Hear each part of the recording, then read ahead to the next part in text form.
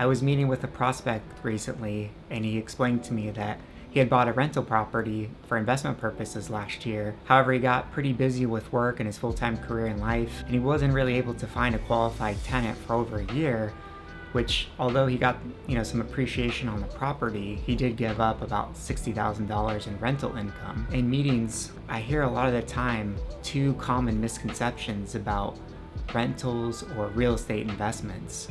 The first misconception I hear a lot is passive income through real estate is easy.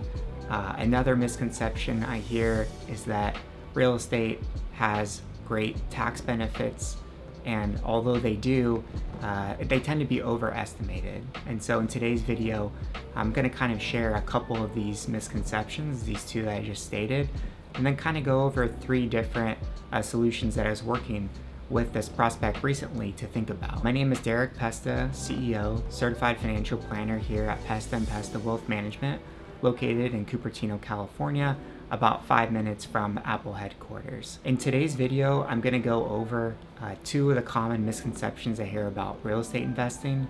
Number one is that real estate investment is easy and creates easy passive income. And number two is it has some great tax benefits. So let's talk about the first misconception. Number one, real estate creates easy passive income. I think this is sometimes a misconception for investors in that dealing with a rental property or a rental investment property, unless you're hiring an investment management company to kind of run that for you, these properties can actually lead into a lot of time taken out of your schedule. And if you're a busy tech professional and you have a family, this sometimes is not the best option. So one thing you could do is look into hiring an investment property manager. So you really want to do a good job of finding someone that you can trust, can run these properties so that you don't have to. Another thing about rental properties and investments is that you really want to make sure you understand the tax benefits, as sometimes these get over exemplified. So for example, real estate is usually pretty common because people hear that it can create losses. The problem with this is that real estate creates passive income losses, passive tax losses, and passive tax losses cannot be used to offset your ordinary income, especially if you make more than $150,000, then you get phased out. So while this does sound great, you really have to make sure you understand the nuances around losses and what makes up ordinary losses and passive losses. One thing that you can take a look at in doing, and one thing that we talked this prospect through, another strategy would be to be looking at other ways to get involved in real estate, because I do think it's a good way to create diversification within your portfolio. But one thing we advised him to look into, which is what we can advise for our clients, is to look at possibly doing a 1031 exchange into a DST or a Delaware statutory trust.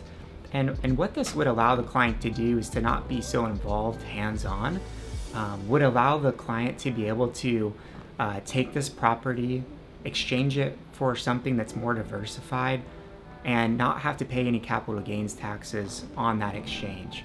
And by doing that into a DST or a Delaware statutory trust, this client can kind of diversify instead of one property into multiple types of real estate. So maybe they want to put a little bit into student housing. Maybe they want to put a little bit into commercial, like a warehouse for distribution.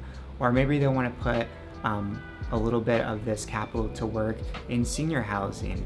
This can all be done through different options as it relates to Delaware statutory trust, and this is something we can help our clients with. And then another option would be to look at maybe options that don't rely on hiring a property management company or involve 1031 exchanges into Delaware statutory trusts. There are other options to get tax benefits that are similar to real estate that investors are looking for, and ways to diversify so that you're not as correlated to the market that just aren't real estate. And those strategies we're definitely helping our clients with. So it allows them to benefit because they're not hands-on. They can focus on their family, they can focus on their career, but they also get the good investment returns that they're hoping for, and they also get some of the tax benefits that they're hoping for. So if you're interested in learning more about these, feel free to click the link below, schedule some time with our team so that we can look through some of these scenarios and see what are some of the best for you. Can't go into all the details just for compliance purposes, as there are certain net worth requirements for some of these strategies. But again, our goal is to help people, and so by scheduling that consultation, you can kind of take that next step further. And another thing to mention too is that we also work with trusted real estate professionals here in the area. So although real estate isn't our expertise necessarily, one thing that's important is to outsource or defer to professionals when it's not your expertise, and we're comfortable doing that. So a lot of clients also like to look at rental properties in other areas of Silicon Valley that have high cash flow. And so when doing that, clients might want to look at states like Ohio or other areas of the United States that aren't Silicon Valley where they can do that. So one other thing I'll just point out is that we really want to keep in mind, what's your goal for real estate, right? Are you in your 30s or 40s and you're working for a company and you have high income? Well, you probably don't need more cash flow. You probably don't need more income coming in that's going to get taxed at ordinary income rates, which for most high income earners in California, that's getting taxed at around 50% between federal and state. But it may make sense to buy a single family home in Silicon Valley because of the limited supply and high demand and the high appreciation that single family homes tend to have or tend to have had over the past decades. And so that would be a good strategy if you want to park some money, so to speak, if you want to help grow your net worth, but you don't want extra income in with you losing taxes on that. And if you want to look at a strategy, to help grow your net worth without realizing those gains, and then maybe down the road you look at selling that property or doing a 1031 exchange into something that's more income oriented or other strategies. So those are just some ideas.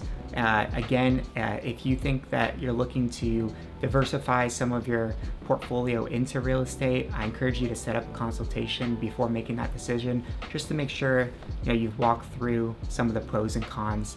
And again, I am a fan of real estate. I think it's a good way to diversify your portfolio. You just want to make sure you know the pros and the cons of every move so that you're making the most informed and educated decision.